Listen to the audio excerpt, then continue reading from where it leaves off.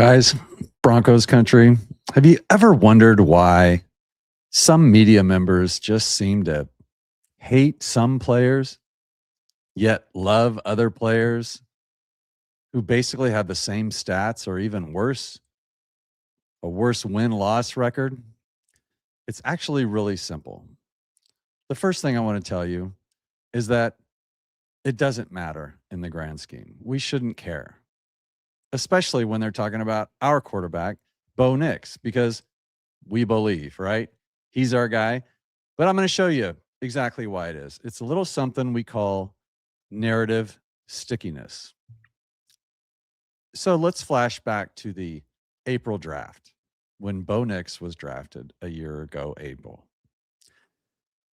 These are just some of the examples, but when you come out with an initial immediate response like these, pardon my take, Bo Nix is the most overrated quarterback prospect since Johnny Manziel. They just mortgaged their future for a guy that can't read defenses. Rap sheet. Multiple teams had Nix off their board after the Senior Bowl. This pick screams panic mode. Skip Bayless, and let's be honest, Skip Bayless, we don't listen to anything he says. That's not a steal. That's a steal pick from the trash bin. He's 24. By the time this dude starts, he'll be collecting Social Security. This coming from a 90-year-old guy who thinks he's 20. Schefter, biggest reach of round one. Field Yates and ESPN doesn't have the processing speed. This is a day two value in round one. Florio, this is on Peyton. It's admitting failure. I mean, it goes on and on and on. Look, guys, when you come out and say that's the worst reach in years, you put him in with Zach Wilson, and you got the grades, right? You got Kuiper with C+, Nix at 12 ? He's not a first round talent.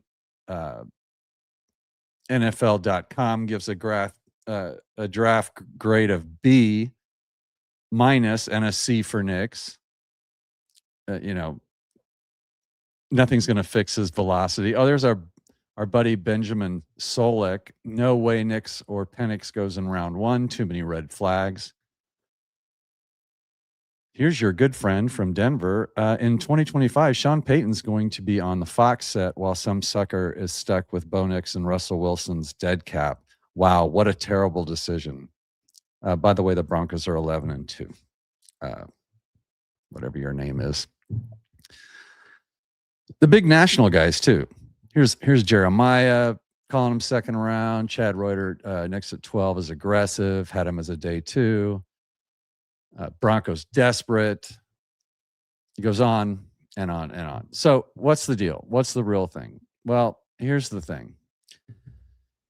Once these big egomaniacs say something like that, they can't man up and say they were wrong. To do that would deflate their egos and mess with their credibility, which they don't have any because they won't admit this. What they should say is, you know what? This kid surprised me. He's really actually pretty good, but they won't do it.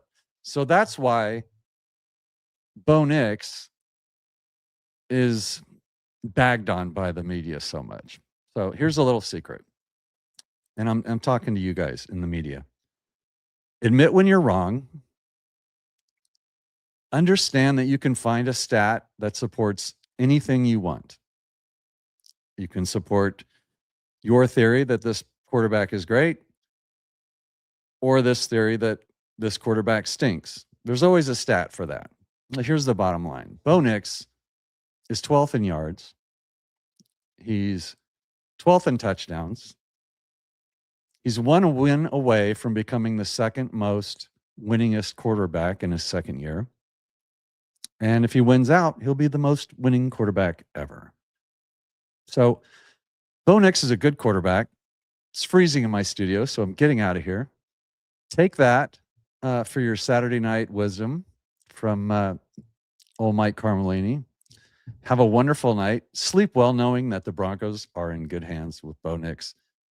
Media, it doesn't matter, guys.